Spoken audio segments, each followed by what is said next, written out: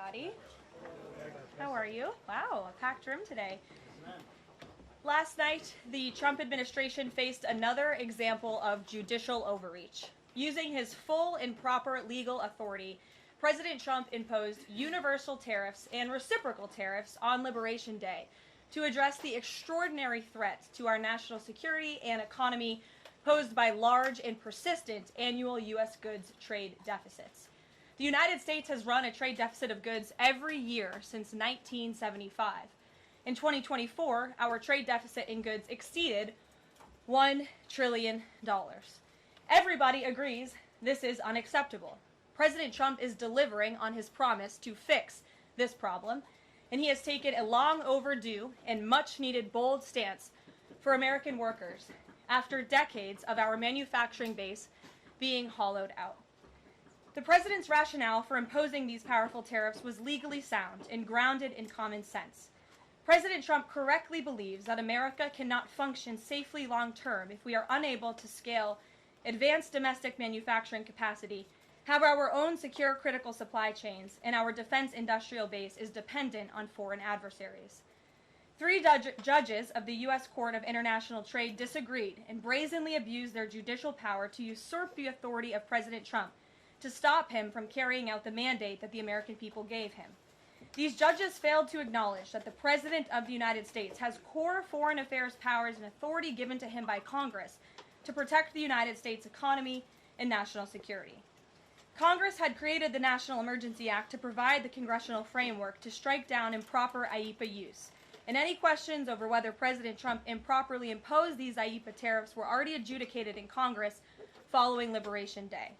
Congress firmly rejected an effort led by Senator Rand Paul and Democrats to terminate the president's reciprocal tariffs. The courts should have no role here. There is a troubling and dangerous trend of unelected judges inserting themselves into the presidential decision-making process. America cannot function if President Trump, or any other president for that matter, has their sensitive diplomatic or trade negotiations railroaded by activist judges. President Trump is in the process of rebalancing America's trading agreements with the entire world, bringing tens of billions of dollars in tariff revenues to our country, and finally ending the United States of America from being ripped off. These judges are threatening to undermine the credibility of the United States on the world stage. The administration has already filed an emergency motion for a stay pending appeal and an immediate administrative stay to strike down this egregious decision. But ultimately, the Supreme Court must put an end to this for the sake of our Constitution and our country. With Congress returning next week, it's critical that Senate Republicans maintain the momentum and quickly pass the One Big Beautiful Bill. The One Big Beautiful Bill will truly make America safe and prosperous. The One Big Beautiful Bill includes the largest border security investment ever. That's why the law enforcement groups are lining up to encourage its swift passage. The National Fraternal Order of Police, the largest police union in the country, just endorsed key provisions of the bill. The FOP president announced their strong support, saying the One Big Beautiful Bill Act is more than legislation. It is a promise kept to the public safety officers across the country and a bold step toward an economy that respects, rewards, and uplifts the people who keep it safe. And the National Border Patrol Council, which represents nearly 20,000 Border Patrol agents, hailed the legislation as well. The group's president said this legislation provides a once-in-a-generation investment in the border security of our great country and will make America safer. The One Big Beautiful Bill will guarantee we can permanently have the safest, strongest, and most secure immigration system in American history.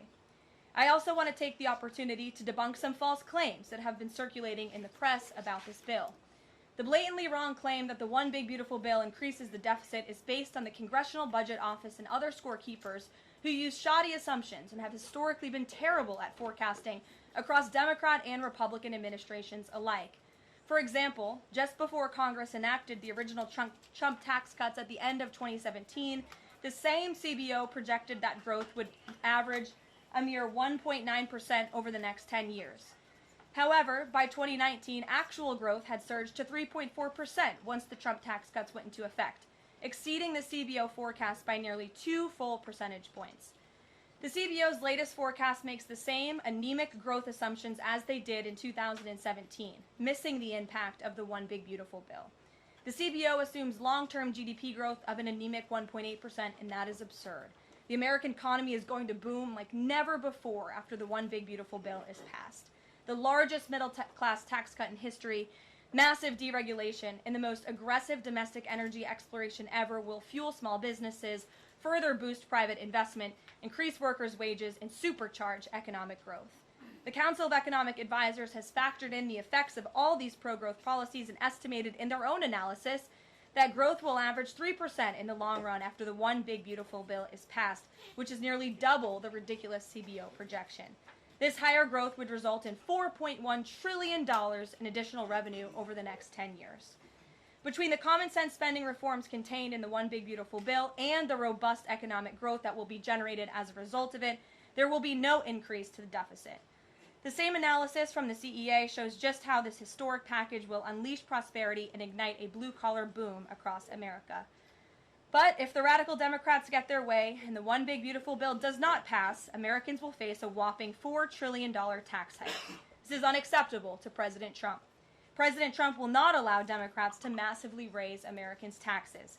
Senate Republicans must get this bill passed. Failure is not an option. The American people are counting on Republicans to deliver. In other news, despite all the doom casting from the media, Americans are growing more and more optimistic about the economy under this president. Consumer confidence surged in May with the biggest monthly jump in 4 years, smashing expectations. According to the release from the Consumer Confidence Index, the increase in confidence was broad-based across all age groups, income groups, and political affiliations. Our country is clearly heading in the right direction under President Trump's bold leadership. For the first time in history of Rasmussen polling, a majority of Americans believe the country is on the right track. It's unsurprising because the president is fulfilling the promises he made to the American people. Here in our new media seat today, we have the editor-in-chief of The Federalist, Molly Hemingway. The Federalist is led by Molly and Sean Davis and provides fearless journalism and coverage of politics and culture to millions of readers all over the world. Thank you for being here, Molly, and why don't you please kick us off? Thank you, Karoline. Thank you. In the first Trump administration, there was an effort to stymie the agenda through the Russia collusion hoax perpetuated by many people in the media, including some people seated here, or the media outlets they represent, and other Democrats as well. The second Trump administration, to reference what you said at the beginning, seems to be subject to an effort to stymie the agenda using rogue lower court judges. You mentioned that the Supreme Court could and should do something to rein in these lower court judges. Also, Congress could do something about it, but they don't seem terribly interested in it. It also seems there's not much of an actual coordinated effort from this White House to take and tackle this effort from judges, Democrats and other people using these judges to stymie the agenda. Is there an actual effort by this White House to tackle this issue in a comprehensive way, and if so, what is it? There is an effort by this administration to tackle these rogue judges and the injunctions and the blockades that we have faced in our broken judicial system in every case. I mean, we have seen time and time again these lower district court judges ruling against this administration in the president's basic executive authority and powers, and this administration is fighting every single one of those battles in court, including already the block that came down from the tariff court, the IEPA court last night. And as on my way out here to the briefing room, I understand that there was another district court judge right here in Washington, D.C. who ruled against the president's tariff power. And I will get to the heart of your question, and I'm glad that we are addressing this in the room today, because nationwide injunctions ordered against the first Trump administration, Trump 1.0, account for more than half of the injunctions issued in this country since 1963. And President Trump had more injunctions in one full month of office in February than Joe Biden had in 3 years. And let me roll through some of these radical injunctions to paint the picture for the American people at home. These are not just talking points. These are real judges in the court of law who are trying to block the president's power and the policies that he was elected to enact. For example, a court ordered the Trump administration to return already deported terrorist aliens back to the United States. A court has ruled the Trump administration can't even temporarily pause our refugee programs. Courts prohibited the Trump administration from eliminating federal funding for child transgender surgery and mutilation, a practice that the American people overwhelmingly reject. A court also held that the Trump administration could not ban people experiencing gender dysphoria or mental health issues from serving in the military. Ridiculous. Courts prohibited the removal of transgender women from women's prisons despite potential physical harm to real women in those prisons, biological women. A Northern District of California judge issued an absurd ruling that the president cannot fire people within the executive branch without Congress passing a bill, even though Congress has expressly authorized the president through the Office of Personnel Management to authorize reductions in force across agencies. A court also ordered the Trump administration to rehire thousands of already fired employees in several cases. A federal judge blocked the Trump administration from defunding the Department of Education, another signature campaign promise that this president has the power to implement. Courts ordered the Trump administration could not eliminate funding for illegal DEI programs, hence the word illegal. These are illegal programs to begin with, and now the courts are trying to say this president can't roll them back. And a district court judge prohibited the president from issuing any categorical funding freezes. And then another court ordered on top of that the administration makes $2 billion of payments in 36 hours.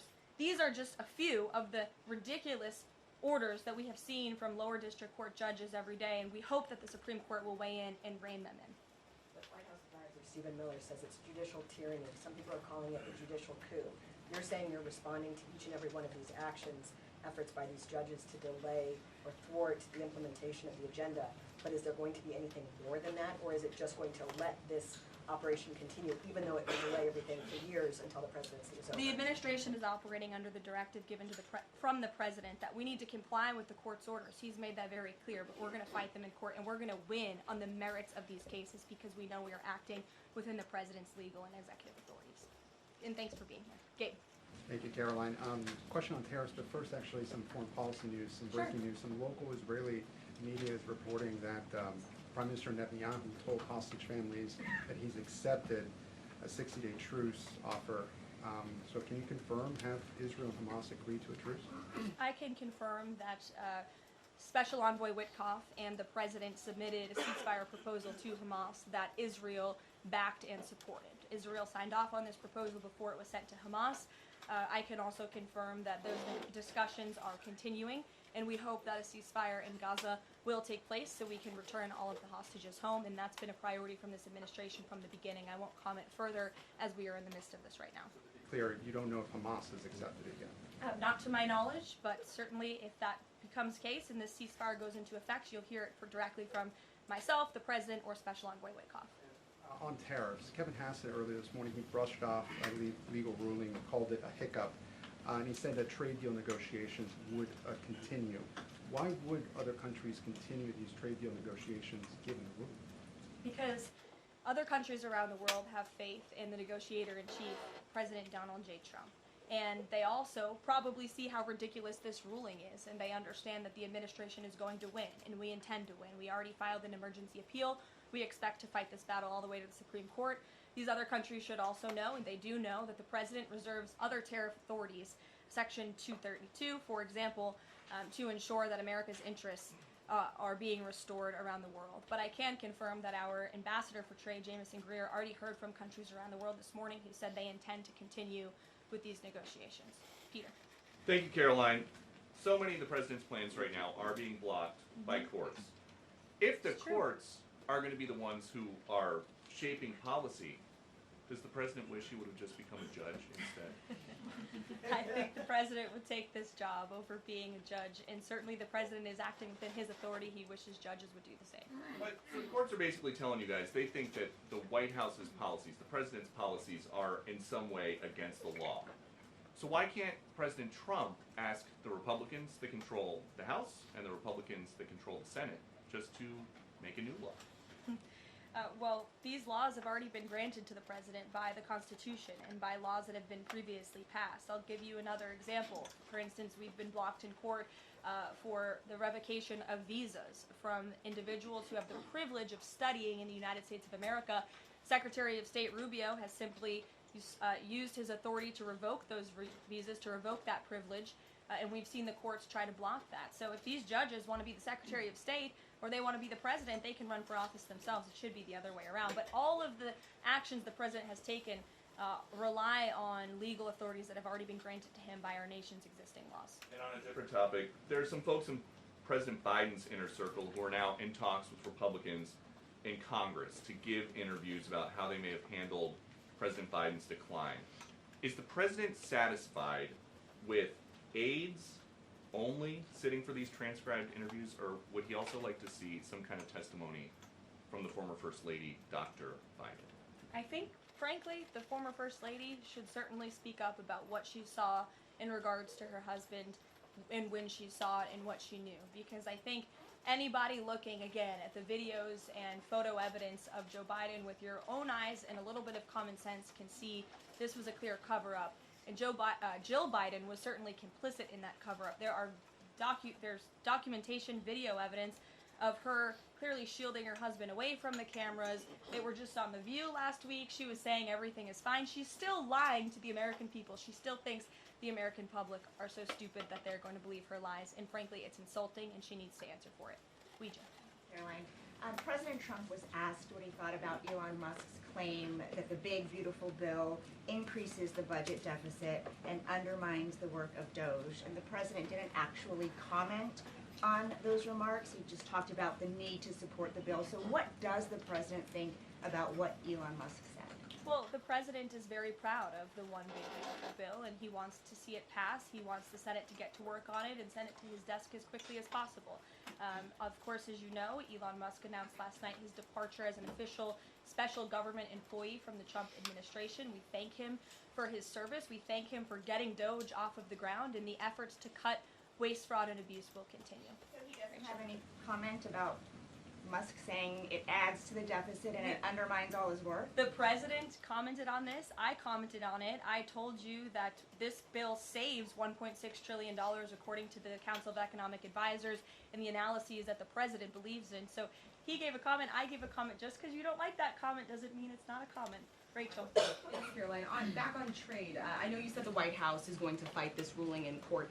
Is the administration actively reviewing other avenues, other options to carry out the president's trade policy? The president's trade policy will continue. We will comply with the court orders, but yes, the president has other legal authorities where he can implement tariffs. However, it does not dispute the fact that the president was right to declare a national emergency when it came to fentanyl and when it came to our crippling deficits and the lack of critical supply chains here at home. That is the reasoning for the president's tariffs. And the court didn't dispute those facts, by the way. And there have been other courts that have reaffirmed the president's position. In fact, a ruling in federal court earlier this month shows that the administration is in the right, said we will win on appeal. A federal district judge in Florida ruled that IEEPA, in fact, does grant the president the authority to unilaterally impose tariffs.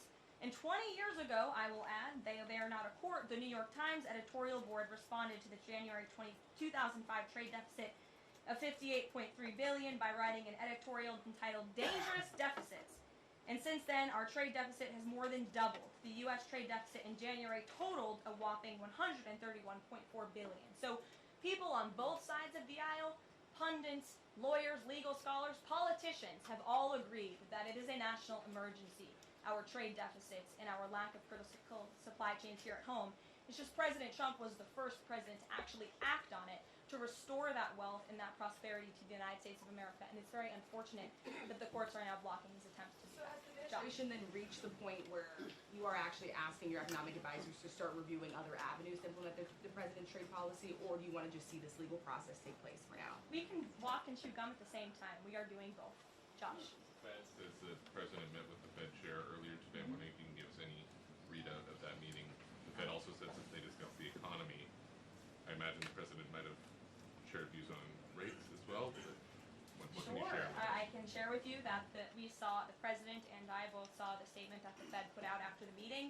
That statement is correct. However, the president did say that he believes the Fed chair is making a mistake by not lowering interest rates, which is putting us at an economic disadvantage to China and other countries. And the president's been very vocal about that, both publicly and now I can reveal privately as well. Did he speak at all about his plans for that position, but whether he would seek to move Jay Powell out of that position or keep him in until his term ends? No. Okay. Very quickly on the tariff question, you mentioned Section 232 earlier. Are you suggesting that you might sort of speed up some of the existing 232 No. investigations? Or are you talking potentially using 232 as a replacement power if this ruling doesn't go your way? Of course, you hope it does. I'm not suggesting that. I'm just simply stating the fact that the president has other legal authorities he can use to implement tariffs, and the administration is willing to use those. As you know, we already have applied Section 232 tariffs on specific industries. Yep, thank you. President Trump said that he needed 1.5 to 2 weeks to determine whether or not he believed Vladimir Putin wanted peace. He has been in office now for 4 months. What does he believe is going to happen in the next 1.5 to 2 weeks that would change his opinion?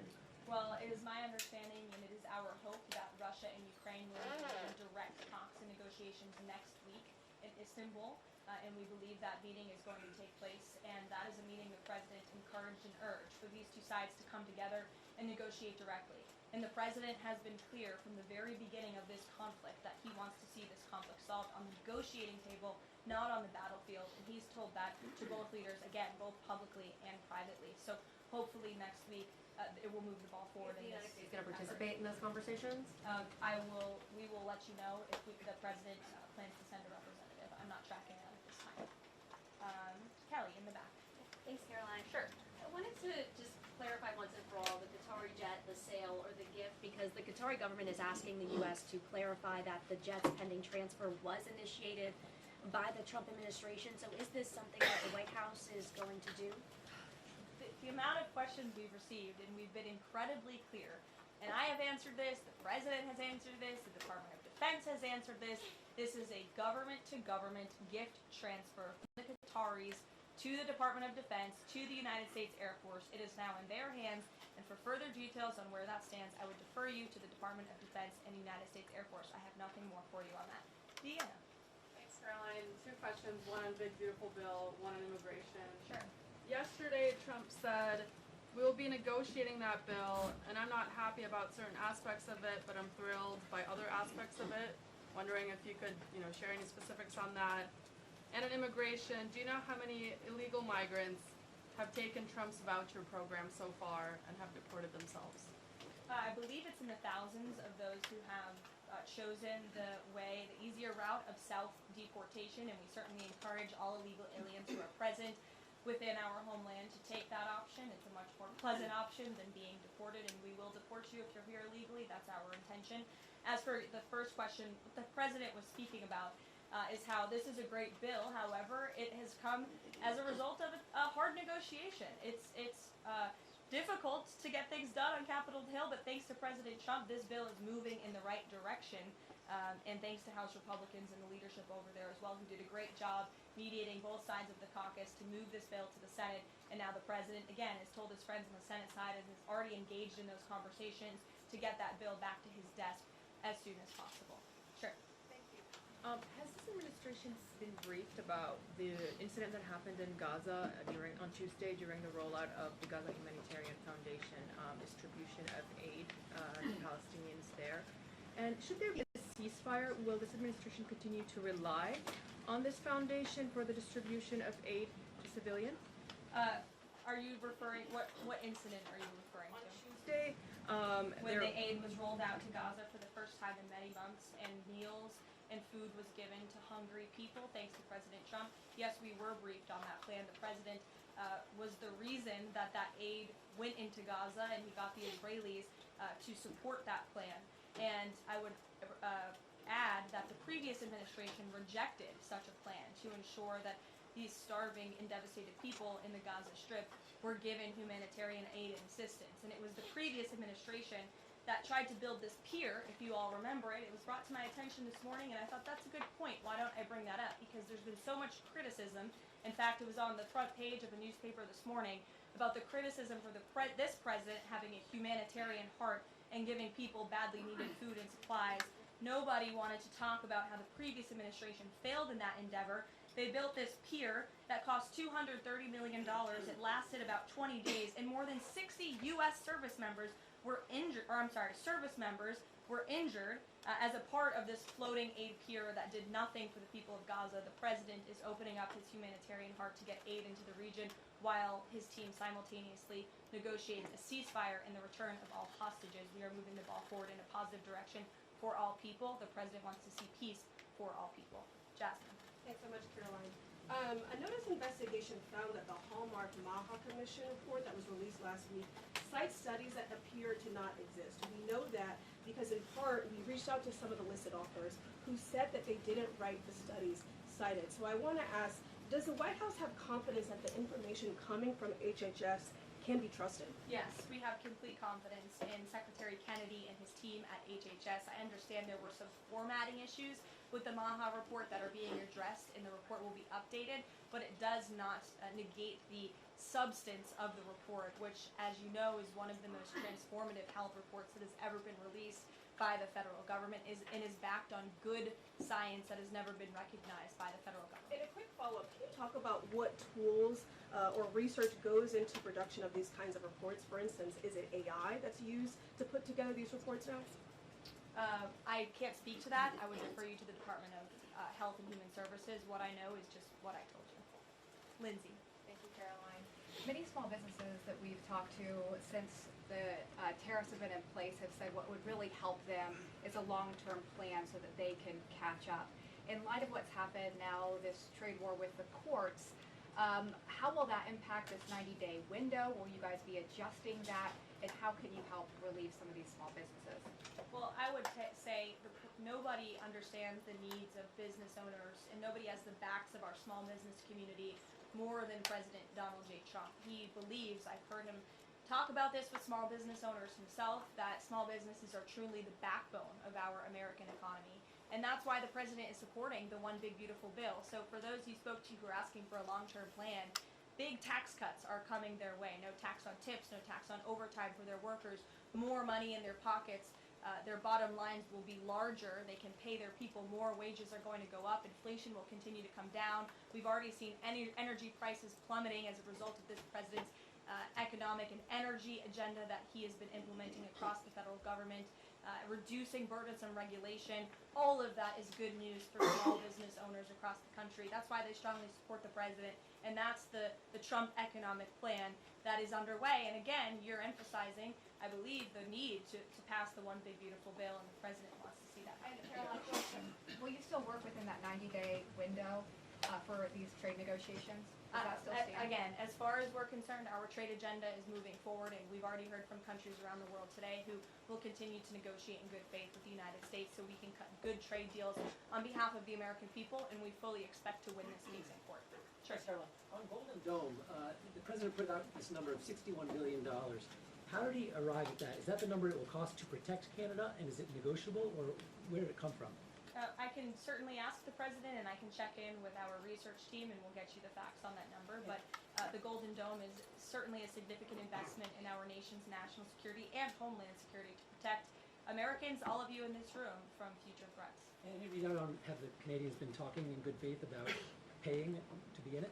I know they've expressed some interest. Well, the president has certainly expressed to the Canadians that we are essentially subsidizing their national defense. He brought it up in his meeting with their new leader here, and as you know, we'll be traveling to Canada next month for the G7, so I expect that topic of discussion to come up on that trip as well. Sure. Hi, thanks, Caroline.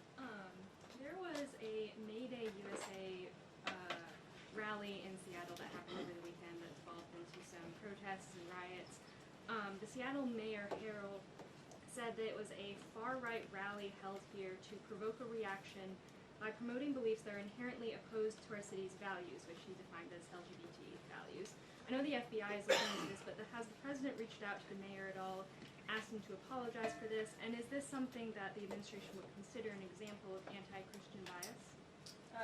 I'm not aware of that case. I know the FBI is looking into it, but I'm not aware of any phone calls the president may or may not have made to the mayor of that state. And then on DOGE, we know that Elon Musk is leaving. Do you have an updated leadership structure for who is leading the group? Is Russ Vought involved? And what is its new mission now, if any? Well, the entire cabinet is involved, and I spoke to the president about it this morning, and the entire cabinet understands the need to cut government waste, fraud, and abuse. And each cabinet secretary at their respective agencies is committed to that. That's why they were working hand in hand with Elon Musk, and they'll continue to work with the respective DOGE employees who have onboarded as political appointees at all of these agencies. So surely the mission of DOGE will continue, and many DOGE employees are now political appointees and employees of our government And to the best of my knowledge, all of them intend to stay and continue this important work. Is there a Doge leader taking the place of Mr. Musk? Well, again, the Doge leaders are each and every member of the president's cabinet and the president himself, who is wholeheartedly committed to cutting waste, fraud, and abuse from our government. Michael. Thank you, Caroline. There's conflicting reports out of the Middle East right now. Saudi television network Al Arabia is saying that Israel and Hamas have agreed to a 60-day ceasefire. Sources with Hamas are saying that has not been agreed to. If and when that does happen, will we expect to hear something from President Trump announcing that? As I said earlier, yes, indeed. If there is an announcement to be made, it will come from the White House, the president, myself, or Special Envoy Witkoff. And finally, Caroline, one big beautiful bill. The president says he's not happy with all aspects of it. What changes would he like to see be made? And can this bill be both big and beautiful? It is a one big beautiful bill, as the name rings true. And the president, as I said, is currently working with his friends in the Senate who have some recommendations for the bill. Those negotiations and discussions are continuing, but the president's ultimate priority is to get this bill back to his desk for signature. And the president's priorities in this bill are non-negotiable in terms of the tax priorities he wants to see and the large tax cuts in the border investments that are currently in this bill. He is not going to allow them to go away for the American people. Sure, go ahead. Yes, I wanted to ask you about, has the president spoken to any of these foreign leaders about these agreements that have been reached, specifically the case of the United Kingdom that already has an agreement in place after this decision of the court in New York? Has the president talked to foreign leaders about what? About the court decision in New York. Which court decision? The trade court. Oh, the trade court decision. He did speak to the leader of Japan this morning. And he said that was a very good call and a good discussion. And as I said, the president's cabinet, Secretary Lutnick, Secretary Bessent, and Ambassador Jameson Greer have all been in touch with their counterparts in countries around the world to let them know the United States will still be at the negotiating table. And we still expect countries around the world to treat us fairly. Again, I will just close by saying that how ridiculous it is that we have been ripped off, our middle class has been hollowed out, our manufacturing base has left and gone overseas, jobs have been offshored, and now no court did anything about that. No court did anything about hundreds of thousands of people being put out of work, about thousands of factories being closed down, about our deficits going to dangerous levels, as the New York Times has said. But now a court is trying to stop a president from trying to correct those wrongs of the past. And this administration will continue to do that. It's a promise the president made to the American people, and it's a promise they elected him on. We will win this battle in court, and the president will implement his America First trade policies. Thank you, everyone. Is the U.S. Steel situation tomorrow this week? I can tell you the president greatly looks forward to going to Pittsburgh, Pennsylvania, where he will discuss this historic deal and discuss American jobs and American steel, and we hope to see you all there. Thanks, The White House guys. won't ask for congressional authority on tariffs?